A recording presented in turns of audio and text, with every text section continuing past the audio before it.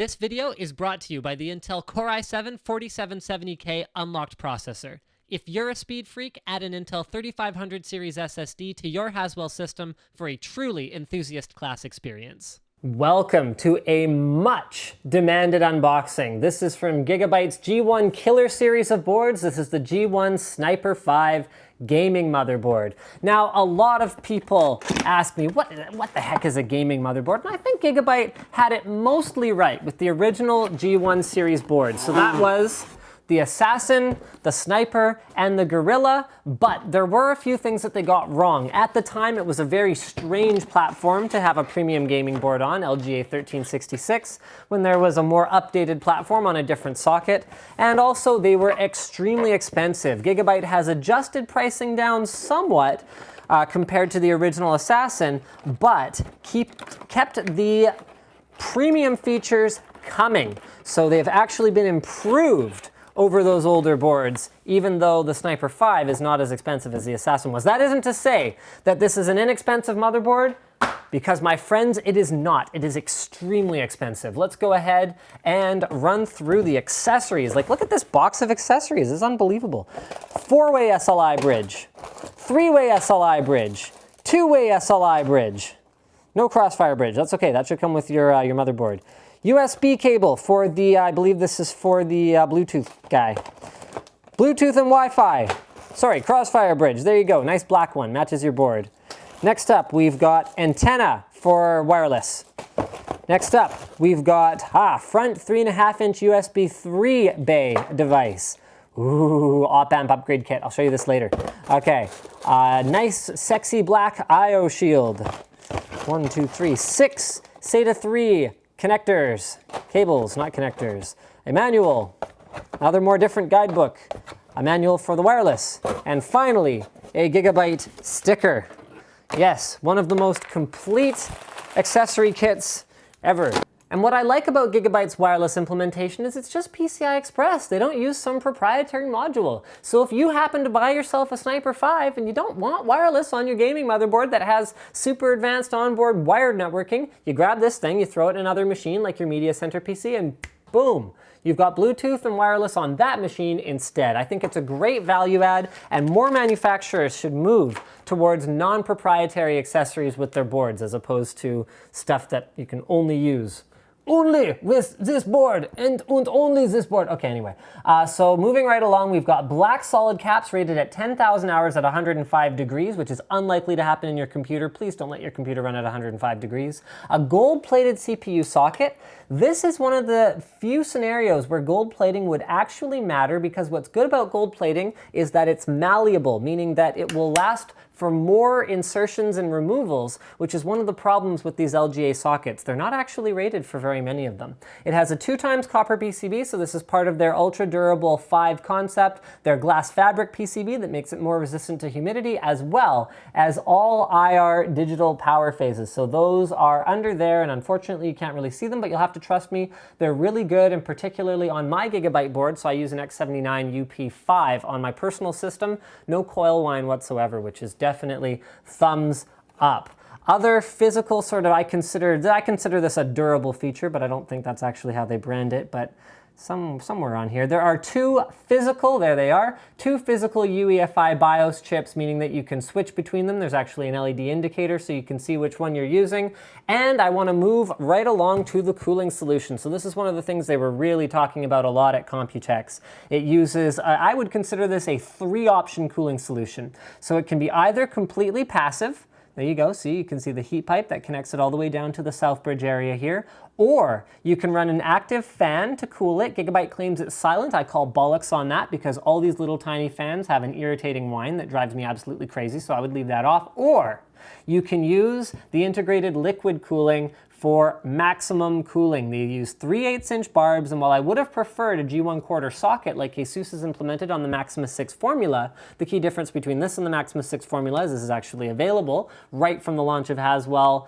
And well, this is actually available right now, although that will be coming soon. I would have preferred that, but I use 3/8-inch tubes anyway, so it wouldn't bother me personally that much. But if you prefer 1/2 inch or 1/4 inch, or you want to use nice angled compressions, then you're pretty much out of luck on this one. It also has 9 integrated fan connectors, of which 7 of them are fully controllable, and one of them is kind of special. So there's the CPU fan connector right up here, as well as the CPU optional one. This is optimized for things like hooking up a secondary pump that you want to run at 100% all the time, or some large heat sinks that actually have dual fans on them. You can plug that in, and that's sort of an auxiliary CPU fan header. Other than that, we've got a couple more here. Only 3 pins, unfortunately. I'd like to see more manufacturers moving towards entirely 4-pin PWM fan header designs.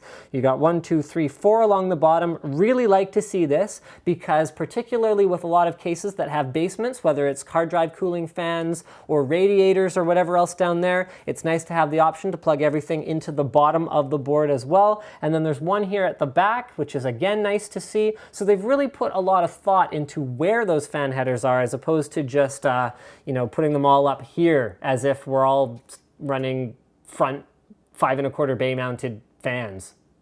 Like, who does that? Nobody does that. Anyway, moving right along. Gaming oriented features. So it supports 4-way crossfire and 4-way SLI, which means that using PLX chips and PCI Express lane splitters and all that stuff, you're achieving at least PCIe 8X 2.0 per slot when you install 4 cards. However, it should be noted that those splitters don't magically add more bandwidth to the platform, and they can actually introduce latency. So I don't necessarily like the implementation, but NVIDIA limits SLI compatible slots to ones that operate at 8x or more for their reported speed. So in order to get 4-way SLI working, that's what Gigabyte had to do, and to make it sort of as gaming balls to the walls as they could, they wanted 4-way crossfire and 4-way SLI support. You've also got 3 additional PCIe 1X slots. Other gaming features, this right here. Actually, we'll move into audio later. So this right here, dual LAN implementation. So they've got an Intel NIC as well as a Bigfoot Networks. So remember, that is a Qualcomm solution now, Bigfoot Networks E2200, meaning that you've got on-the-fly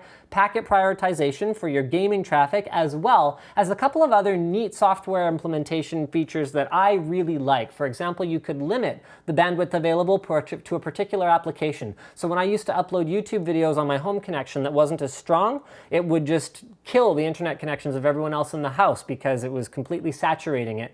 Then with a Bigfoot NIC, I could actually limit it to only upload at this speed, so everyone else was able to use the internet as well. So that's something that I really like to see. And remember guys, the SATA ports are color coordinated, so the 6 black ones are going to be off the Intel chipset and those 4 gray ones are off of the Marvell chipset. In terms of other connectors on the board that are notable, we've got onboard power and reset connectors, as well as onboard V checkpoints and a post indicator LED, a 24-pin power connector I personally consider extremely handy, as well as onboard USB 3. You can tell from the red background that that supports their on-off charge feature, which allows you to charge even high current draw Android or iOS devices even while the computer is off. You've got auxiliary power. I recommend using this if you're running 3 graphics cards or more. You've also got your front panel connectors, an additional front USB 3 connector, although this one does not support on-off charge, as well as 2 USB 2 front panel connectors and front audio, which leads us to audio.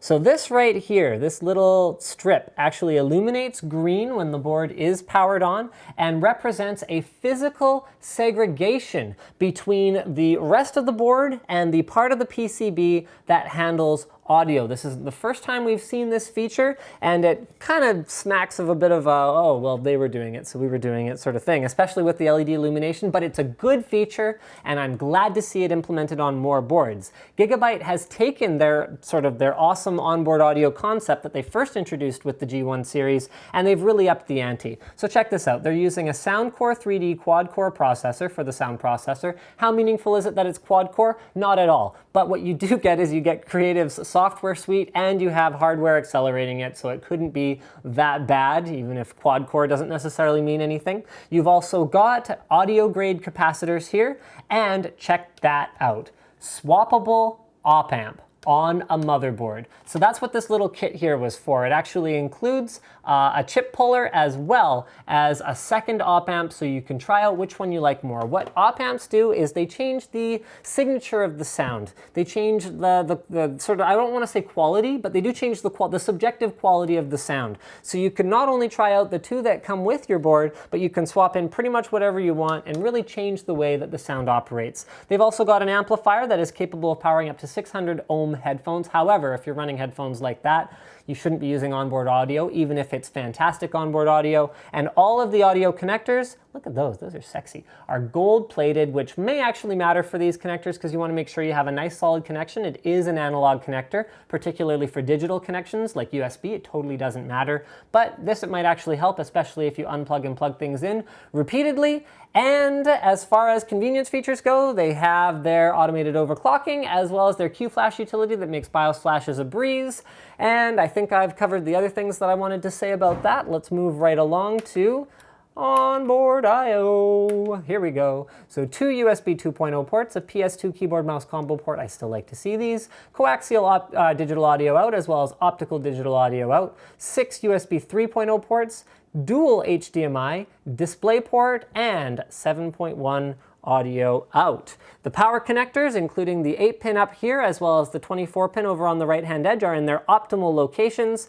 And it should be noted, this is a slightly wider board than normal, so it's an eATX board, but not a full eATX board, so it only uses the standard ATX mounting holes. Thank you for checking out this unboxing. Don't forget to subscribe to Linus Tech Tips for more unboxings, reviews, and other computer videos. And leave a comment. Let me know what you think, guys. Would you spend $400 on a motherboard at this point? Or would you buy a cheaper board, maybe a $150 board? Gigabyte has some great $150 boards. Throw a high-end sound card in it, throw a high-end NIC card in it, and call that a day. Which do you actually think is a better option?